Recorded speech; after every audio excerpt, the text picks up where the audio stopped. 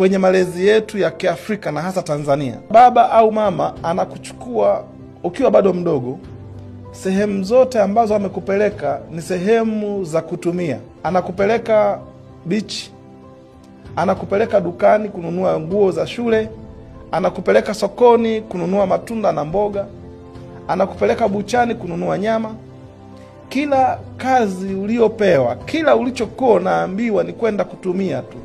Kwa hiyo uzoefu ulioubeba ni wa matumizi. Hakuna hata siku moja ulipelekwa kwenye uzoefu wa kuzalisha. Kokote ambako umepelekwa kwa uzoefu, ulikuwa na kujengea uzoefu wa matumizi. Sasa huo uzoefu kama ndo uko nao, ndo experience yako, fedha ikija mkononi kwako, usishangae kaishia kwenye matumizi. Kwa kama una uzoefu mbaya au sio mzuri kwenye mwenendo wa kifedha, basi fedha haitapata discipline. Fedha itafuata uzoefu.